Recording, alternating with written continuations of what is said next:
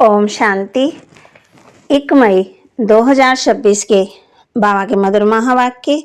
बाबा कहते, मीठे बच्चे, तुमने रावण की मत पर बाप की गिलानी की तो भारत कोड़ी तुल्य बना। अब उसे पहचान कर याद करो तो धनवान बन जाएंगे। तुमने रावण की मत पर बाप की गिलानी की तो भारत कोड़ी तुल्य बना। अब उसे पहचान कर याद करो तो धनवान बन जाएंगे। प्रश्न, सीढ़ी के चित्र में कौन सा वंडरफुल राज समाया हुआ है? बाबा प्रश्न पूछ रहे हैं बच्चों से, सीढ़ी के चित्र में कौन सा वंडरफुल राज समाया हुआ है? बाबा कहते, आधा क्लब है भक्ति की डांस और आधा क्लब है ज्ञान की डांस। जब भक्ति की डांस होती है तो ज्ञान की नहीं, और जब ज्ञान की होती है तो भक्ति की नहीं। आधा क्लब रावण की प्रारब्ध चलती और आधा क्लब तुम बच्चे प्रारब्ध भोगते हो। ये गुह्य राज सीढ़ी के चित्र में समाया हुआ है। गीत ओम नमो शिवाय। ओम शांति। बाप बैर समझाते हैं, भक्ति मार्ग में बहुत ही भक्ति की डांस की, ज्ञान की डांस नहीं की। भक्ति की डांस जब होती है तो ज्ञान की नहीं, जब ज्ञान की होती है तो भक्ति की नहीं। क्योंकि भक्ति की डांस उतरती कला में ले जाती है। सज्जन रेता में भक्ति होती नहीं, भक्ति शुरू होती है द्वापर से। जब भक्ति शुरू होती है तो ज्ञान की प्रारब्ध पूरी हो जाती है, फिर उतरती कला होती है। कैसे उतरते हैं सो बाप बैठ समझाते हैं। मैं कलब कलब आकर बच्चों को कहता हूँ, तुम बच्चों ने हमारी बहुत गिलानी कर दी। जब जब भारत में इस आदि सनातन देवी देवता धर्म की बहुत गिलानी होती है तब मैं आता हूँ। गिलानी किसको कहा जाता है वह भी समझाते हैं। बाप कहते हैं, मैं भिखारी नरकवासी भारत को आकर के कलब कलब स्वर्गवासी बनाता हूँ। तुम मेरी गिलानी आसुरी मत पर करने के कारण कितने कंगाल बन गए। राम राज्य था, अभी है रावण राज्य, जिसको हार और जीत दिन और रात कहा जाता है। अब विचार करो मैं कब आऊं? बाप पूछ रहे हैं, जिन्हों को राज्य दिया वही राज्य गवा बैठे। हिसाब किताब तो सारा समझाया ही है। मैं आकर वर्षा देता हूँ, फिर रावण आकर तुमको श्रापित करते। भारत को खास, दुनिया को आम। भारत की महिमा का भी किसी को पता ही नहीं है। पहले पहले भारत ही था, कब था, कैसे था, कौन राज्य करते थे, किसी को भी कुछ पता नहीं, कुछ भी समझते नहीं। जो देवता थे शक्ल मनुष्य की, सीरत देवताओं की थी। अब सूरत बल मनुष्य की है, सीरत आसुरी है। विचार, खाना पीना सब बदल गया। जिसको समझाते वह समझते ही नहीं, क्योंकि मालाओं की बाप को ही नहीं जानते और ही बैठ गाली देते। बाप की गिलानी करते करते बिल्कुल ही कौड़ी तुल्य हो गए। भारत का डाउनफॉल हो गया। ऐसी हालत जब होती है बाप कहते हैं, तब मैं आता हूँ। अभी तुम बच्चों को सम्मुख समझा रहा हूँ। कल पहले भी ऐसे ही समझाया था। ये दैवी संप्रदाय की स्थापना हो रही है। मनुष्य देवता बन रहे हैं। मनुष्यों को ये पता ही नहीं है कि बाप कब आते हैं। सतयुग त्रेता में तुम बड़ी खुशी से प्रारब्ध भोगते हो, सुख में रहते। फिर द्वापर से रावण का श्राप पाते पाते बिल्कुल ही खत्म हो जाते। जैसे देवताएं प्रारब्ध भोगते भोगते त्रेता के अंत में खत्म हो जाते। फिर रावण की आश्रय प्रारब्ध शुरू होती। भक्ति भी पहले अव्यमचारी होती, फिर व्यमचारी, पहले एक की फिर अनेकों की। सीढ़ी ठीक बनी हुई है। हर एक चीज सतो प्रधान, सतो रजो तमो बनती है, खाद पड़ती जाती। तुम बच्चों को समझाया तो बहुत अच्छी रीति जाता, परंतु धारणा कम होती है। कोई में समझाने का बिल्कुल ही अकल ही नहीं है। कोई अच्छे अनुभवी हैं जिनकी तो वहाँ कहते जिनकी धारणा बड़ी अच्छी होती है। नंबरवार तो होते ही है ना, स्टूडेंट्स एक समान नहीं होते, कुछ न कुछ नंबर जरूर रखेंगे।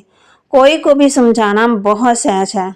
बाप कहते हैं, मुझे याद करो, मैं तुम्हारा बेहद का बाप हूँ, सृष्टि का रचयिता हूँ।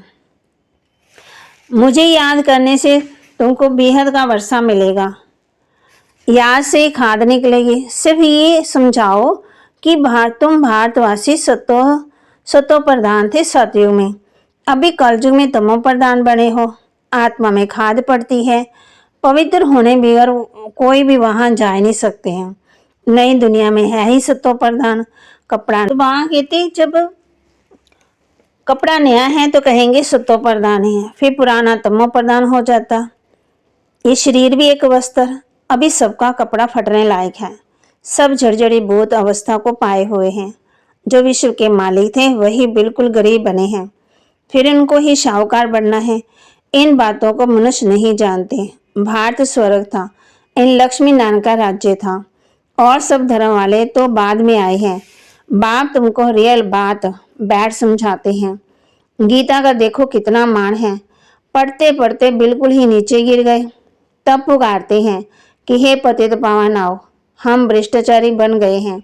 सदगति तो भगवान ही दे सकते हैं, बाकी शास्त्रों में सब है भक्ति मार्ग, तुम्हारी बुद्धि में बैठा हुआ है। हम बाबा के ज्ञान से देवता बनते हैं। अब तुम्हारी दुनिया से बाबा कहते अब सारी दुनिया से वैराग्य, सन्यासी भी भक्ति करते, गंगा स्नान आदि करते। भक्ति भी सतो प्रधान फिर रजो तमो होती है। ये भी ऐसे है। आधा कल्प ब्रह्मा का दिन और आधा कल्प रात गाई जाती। ब्रह्मा के साथ जरूर ब्राह्मणों का भी होगा। तुम अभी दिन में जाते हो, भक्ति की रात पूरी होती। भक्ति में तो बहुत दुख, उनको रात कहा जाता। अंधेरे में धक्के खाते रहते हैं भगवान से मिलने के लिए। भक्ति मार्ग में सदगति देने वाला कोई होता ही नहीं। तुम्हारे सिवाय कोई भी यथार्थ यदि भगवान को नहीं जानते। आत्मा भी बिंदी, परमात्मा भी बिंदी, ये बात कोई भी समझ ना सके। परमात्मा ही स्वयं आकर ब्रह्मा तन से समझाते। उन्होंने फिर भागीरथ बैल के रूप में दिखाया है। अब बैल की तो बात ही नहीं है। बाप सब बातें अच्छी रीति समझाते हैं, परंतु किसी की बुद्धि में पूरी रीति बैठता ही नहीं। बाप बैठ बच्चे में तुम आत्मा का बाप हो, समझाते हैं ना। बाप बैठ बच्चों को समझाते, बच्चे तुम आत्मा का मैं बाप हूं, तुम मुझे याद करो और वर्षे को याद करो तो तुम्हारे भी कर्म विनाश होंगे। फिर भी कहते हो ना भूल जाते हो। वाह, ऐसे साजन में बाप को भूलना चाहिए। स्त्री पति को अथवा बच्चे कभी बाप को भूलते हैं क्या? यहाँ तुम क्यों भूलते हो? बाप पूछ रहे हैं। कहते भी हो बाबा आप हमको स्वर्ग का मालिक बना रहे हो, फिर भी भूल जाता हूँ। बाप कहते याद नहीं करेंगे तो अंदर से कट चढ़ी हुई है, वह कैसे निकलेगी? मुख्य बात ही है याद की। अपना कोई दूसरे धर्म से ताल्लुक नहीं है।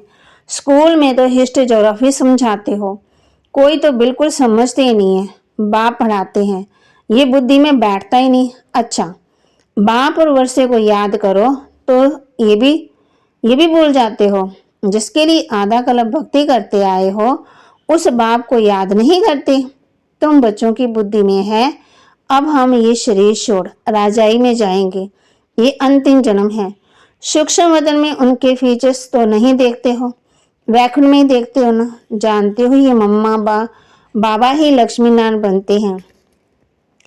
तुम जब सतयुग में रहते हो तो समझते हो कि ये एक शरीर छोड़ दूसरा लेना है।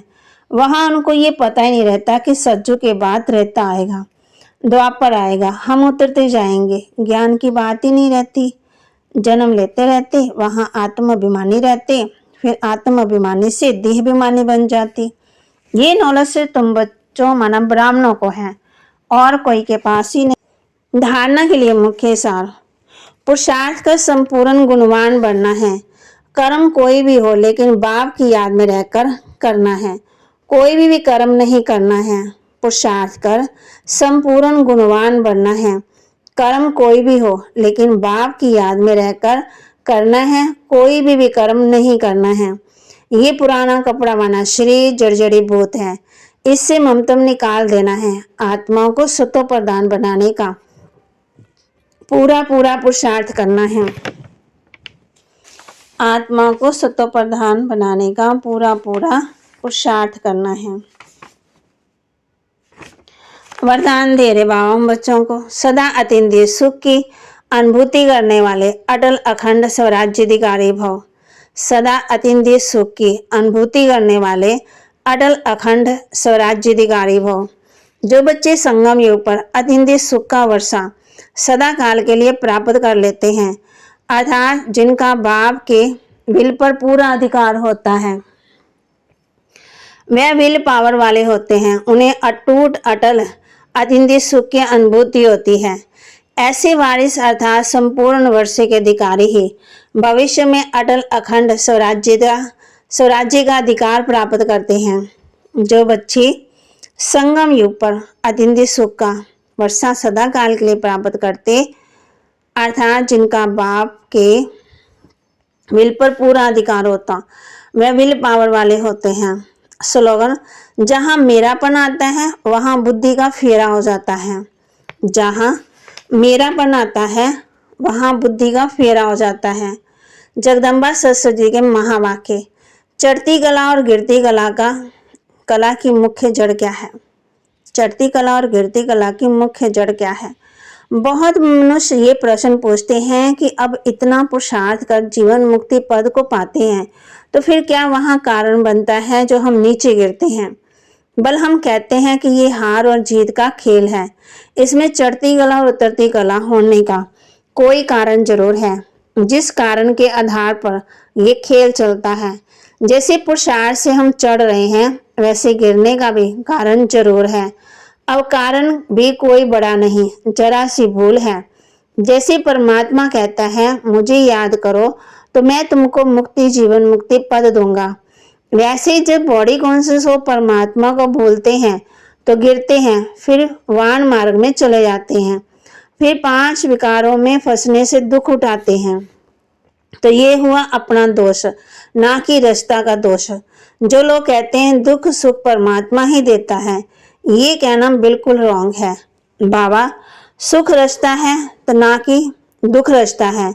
बाकी हम श्रेष्ठ कर्म से सुख उठाते हैं और भ्रष्ट कर्म से दुख भोगते हैं।